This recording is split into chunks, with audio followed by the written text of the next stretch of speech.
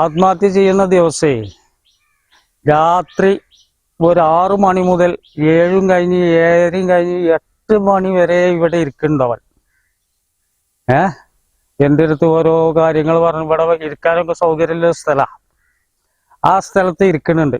ഇരുന്നിട്ട് ഇതുപോലെ ഓൻ്റെ ഡിപ്പാർട്ട്മെന്റിന്റെ പ്രശ്നങ്ങൾ ഓനെ കൊണ്ട് ചെയ്യിക്കണതും ഓനെ കൊണ്ട് വേണ്ടാത്തരം ചെയ്യിക്കുക, ഓനെ മദ്യം കൊടുത്തുങ്ങാണ്ട് ഓനെ കൊണ്ട് ഇടിപ്പിക്കുക, തല്ലിക്കുക.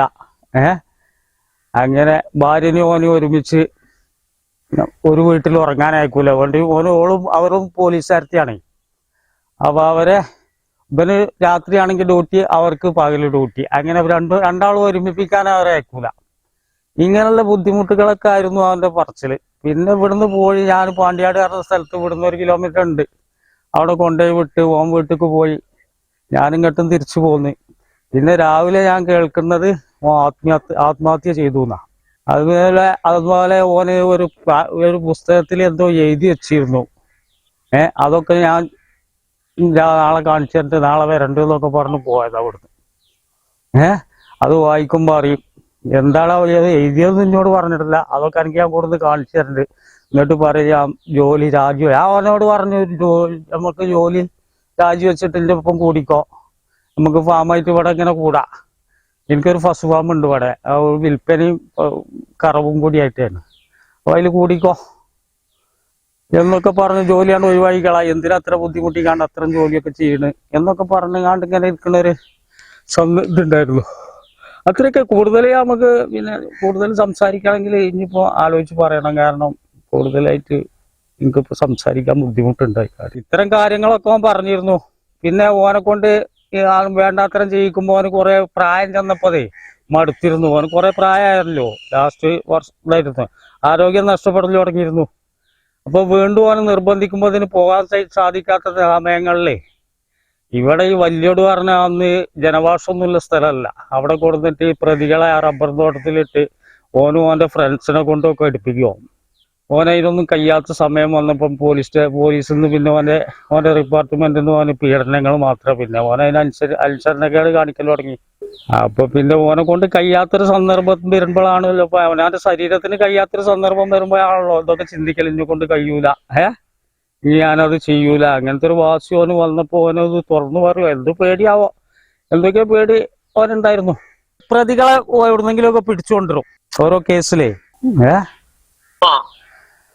എന്തൊക്കെ ഏത് കാര്യത്തിന്റെ പ്രതികളെയും ഓൻ്റെ അടുത്തൊക്കെ കൊണ്ടുവരും. പീഡനം, അതായത് ഈ ഡിപ്പാർട്ട്മെന്റിൽ എന്തായിരിക്കും അറിയങ്ങൾ. ഓരോരോ പോലീസുകാർ ഓരോരോ ഇതിൽ ഉണ്ടാവും. എല്ലാരും ഒന്നും എല്ലാരും തല്ലൂല. കയ്യറപ്പില്ലാത്ത കുറെ ആൾക്കാരുണ്ടാവും. ഓൻ പറഞ്ഞ അറിവാണ് കേട്ടോ. അതിൽ പെട്ടൊരു ആളായിരുന്നു ഓൻ. അപ്പൊ അതിൽ പെട്ട് ഓനും പിന്നെ ശാരീരികമായിട്ട് ആരോഗ്യക്കുറവ് വരവ് തുടങ്ങി. അപ്പൊ ഓന് ഇതിനൊക്കെ മടിക്കൽ തുടങ്ങി. അന്നു മുതലാണ് ഓൻ ഈ പീഡനങ്ങളൊക്കെ ഉണ്ടാവാൻ കാരണം. ഓനെ അങ്ങോട്ട് മാറ്റിയിട്ടും ഇങ്ങോട്ട് മാറ്റിയിട്ടും തട്ടിക്കളി തുടങ്ങലൊക്കെ കാരണം അതാണ്. പിന്നെ ആത്മഹത്യ ചെയ്യുന്നതിനെ സംബന്ധിച്ച് ഒന്നും പറഞ്ഞിട്ടില്ല എന്നോട്. ഞാൻ ചെയ്യുന്ന ഒരു സൂചന തന്നു എന്നല്ലാതെ ചെയ്യുമ്പോഴേ എനിക്ക് വിവരങ്ങളൊക്കെ അറിയുള്ളൂ. അപ്പൊ ഇതിന്റെ ഒരു ബുക്ക് ഉണ്ടാവുമെന്ന് വായിച്ചു നോക്കോണ്ടി. ആ ബുക്ക് വായിച്ചാൽ അറിയാം. ഞാൻ നാളെ ജീവിച്ചിരിപ്പുണ്ടെങ്കിൽ ഞാൻ തന്നെ കൊടുന്നു തരണ്ട എനിക്ക് ഇതൊക്കെ. അപ്പോഴേ എനിക്ക് കൊഴിവാറ്. എനിക്കിത് ഓന് സംസാരം വേണ്ട മാതിരി ഒരു തിരിയാത്ത രൂപത്തിലോ സംസാരിച്ചിരുന്നതേ. അപ്പൊ സംസാരിച്ചുകാണ്ട് ആരും ഒന്നും ബോധിപ്പിക്കാൻ കഴിയൂലോ. ഒരു വിക്ക് മാതിരി ഒരു കൊഞ്ഞപ്പട മാതിരി ഒരു സംസാരം ശ്രീമോനെ. ഓന്റെ ഡിപ്പാർട്ട്മെന്റിൽ ഉയർന്ന ഉദ്യോഗസ്ഥന്മാരല്ലാതെ ആരാ മനസ്സിലാവില്ലേ? ഇല്ലല്ല, അതൊന്നും കൂടുതൽ സംസാരിക്കാൻ പിറ്റേന്ന് വരാമെന്നും പറഞ്ഞു പോയതാ. പിന്നെ ഇപ്പൊ അങ്ങനെയൊക്കെ ചോദിച്ചാല് എനിക്ക് പറയാൻ ബുദ്ധിമുട്ടുണ്ട്. SP ആണ് കൂടുതലും ഇത് ചെയ്യിച്ചിരുന്നത്. അവിടുന്ന് എവിടുന്നെങ്കിലുമൊക്കെ പ്രതികളെ കിട്ടിയാൽ തല്ലാൻ ഓനായിരുന്നു. അത് കൂടുതൽ എനിക്ക് പറയാൻ കഴിയില്ല. അങ്ങനെയൊന്നും കിട്ടു. ഇപ്പൊ മാറി SP. ഇപ്പൊ നമ്മളവിടുന്ന് 1.5 വർഷമായില്ലേ ഇപ്പൊ മാറിയിട്ട്. ആ SP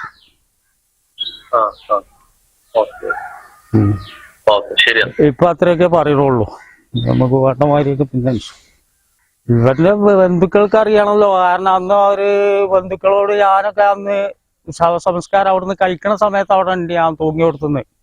ആ സമയത്ത് ഇവർ ഈ ബുക്കുകളൊക്കെ കയ്യിലാക്കിയിരുന്നു പോലീസ്. അതൊക്കെ എവിടെ പോയി എന്നില്ല ഓരിപ്പോഴും ചോദിക്കാറുണ്ട്.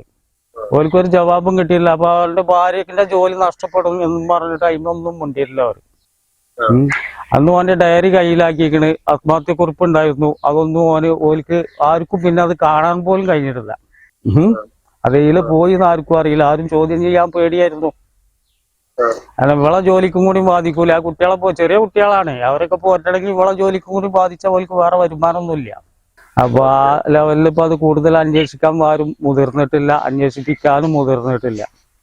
ഇവിടെ വന്ന ഇങ്ങനെ ഓരോ സങ്കടങ്ങൾ അങ്ങനെ പറയുന്നല്ലാതെ അപ്പൊ ഞാൻ പറയുന്നത് ഒഴിവായിക്കള, ജോലി രാജിവെച്ചള.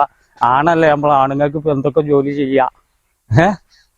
എന്തിനത്ര ഗതിയിട്ട് ആ ജോലി ചെയ്യുന്നത് എന്നൊക്കെ ഞാനൊരു ഉപദേശം കൊടുക്കും ചെയ്യും. Sera golden diamond, CPA junction, Edavanna. Branded ഉൽപ്പന്നങ്ങൾക്ക് വിലക്കുറവ് വാഗ്ദാനങ്ങളിൽ മാത്രമല്ല, സിഗ്മ ഷോറൂം സന്ദർശിക്കൂ. ഓൺലൈൻ ഷോപ്പിംഗ് വിലയേക്കാൾ കുറവിൽ ഉൽപ്പന്നങ്ങൾ സിഗ്മയിൽ നിന്നും ലഭ്യമാണ്. Sigma electronics gallery. ആഘോഷം ഏതു തന്നെയായാലും ആഭരണം Hiba golden diamonds. Hiba golden diamonds, opposite federal bank, Edavanna.